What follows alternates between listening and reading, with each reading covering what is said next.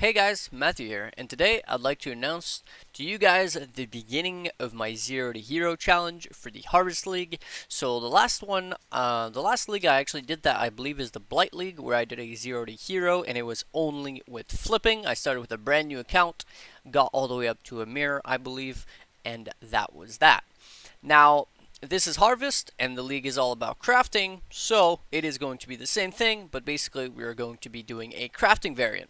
So I set down the rules, so the groundwork for all the rules, as you can see here, and I'll go ahead and explain my thought process behind each of them real quick, and also have this as a copy paste on a pinned comment in the description, in the comment section, so if anybody is interested in doing it as well, they can just have the rules for themselves. So the first thing is that we are starting with no currency at all except Scrolls of Wisdoms. We're not even starting with alterations or transmutes or anything like that.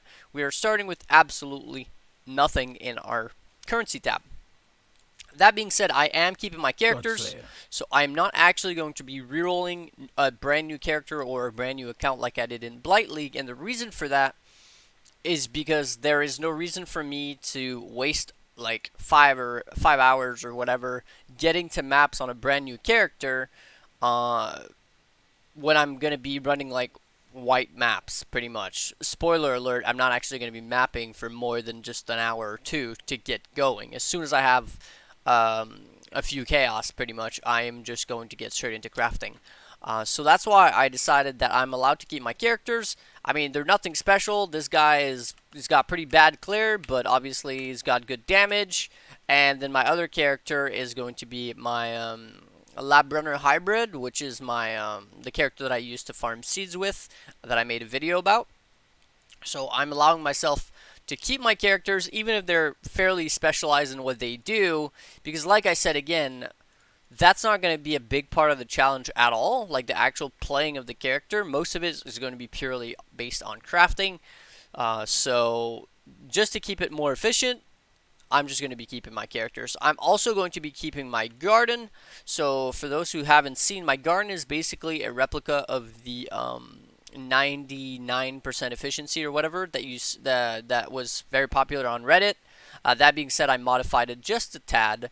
So I've got 6 plots for blue seeds. I've got 8 plots for yellows, as you can see here, and I've got even more for purple, I believe, or actually it might be 8 as well for purple. And then I have the ability to grow any T2 or T3 seeds in here, and I only have a single plot for T4s, and that is because I've only ever done blue T4s. I never cared about the yellow or the red T4s. Now I'm gonna actually go ahead and remove all of these the plants, so all the flowers, the buds, and all that stuff, before I start the challenge, because we are going to be starting with none of those. So, otherwise, what else do we got on the rule list? I'm started with no seeds, so my seed cache, I actually went ahead and emptied it. So that's actually going to go with the rest of the seeds, because that is vaulted. So as you can see right here, this is all my seeds that I actually have. And we are going to be using none of those. So I'm actually starting with a brand new, fresh seed stockpile. I don't have a single seed in there. I don't have a single flower or anything like that either. I am starting with my Horde of Crafting stations, though. And again, that is just because I don't want to bore you guys with 12 hours of mapping or whatever. Just to, well, it would take like an hour, but even then, I don't want to bore you guys with like an hour of just mapping to grow some, T3 seeds to be able to craft some Horde crafting stations. So I'm starting with my Horde crafting stations. I think that's fair. I mean, the league has been going on for a month and a half at this point. So if you don't have your Horde crafting stations yet, honestly, I don't know what you've been doing, because everybody should have some Horde crafting stations at this point in the league. I am also starting with my maps again.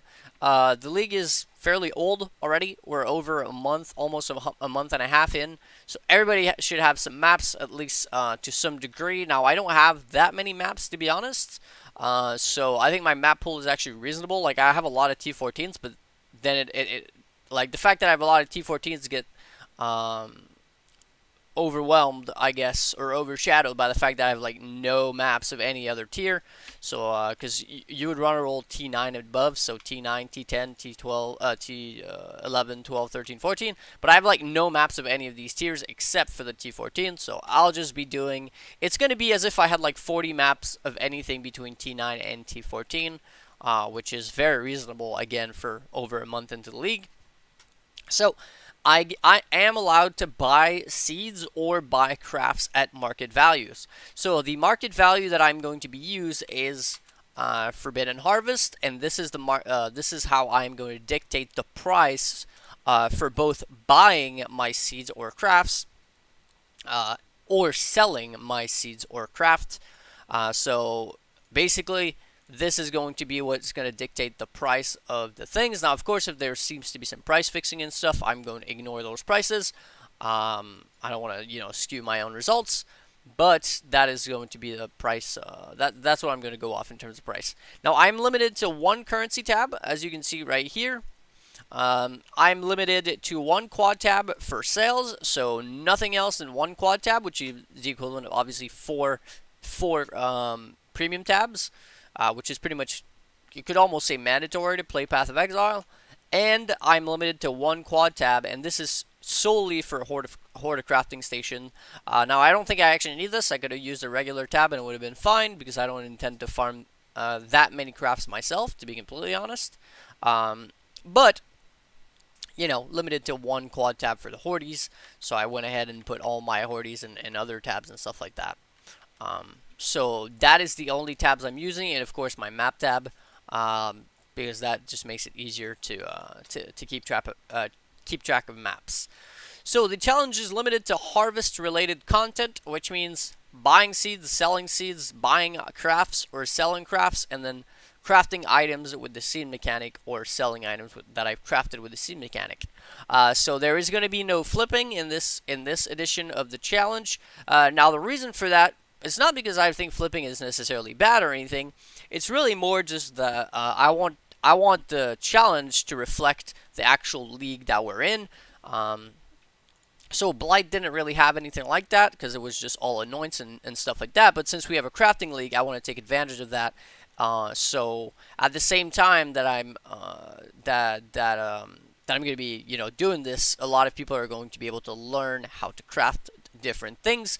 So this is like the list that I've already ready of different crafts that I'm going to be doing for the challenge. So as you can see, there is quite a bit of things that I've ready, and of course there's going to be more than that. That is just a standard list that I've been preparing. So everything will be streamed, of course, twitch.tv/ Path of Math, which is going to be both in the description and in the comment section. And there is going to be daily updates on YouTube. So at the end of every single play session, I'm going to go ahead and make it a YouTube video. So let's say I stream for 5, 6 hours, whatever, 8 hours, we'll see. And then I'm going to go ahead and end my stream and make a YouTube update as to how much currency we made in that given day, how we did it. I'll try to give you guys as detailed as possible of a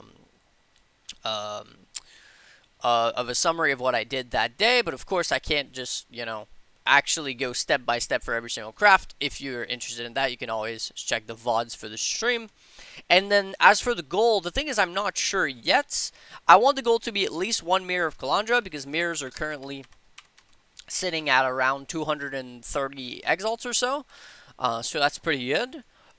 Or 3 mirrors. So I know there's like a pretty big discrepancy between 1 and 3, but I like the number 3 better than the number 1, to be honest. I think it's going to be a little bit more fun if we go for 3. But the thing is, as I said previously, the league is getting kind of old. We're talking about a month and a half in a league that already had extremely bad player retention. So what that means is very, very low player count. So what happens when there's low player count?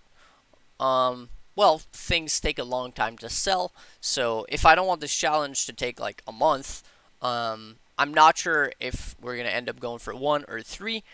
Pretty much what's going to dictate if we go for 1 mirror or 3 mirrors is purely going to be the speed at which we are able to sell the items which we are making. Because the thing is, with starting with zero currency, if I make, let's say, a 20x item within 10 exalt, I'm going to be making a 10 exalt profit. That's pretty good, right?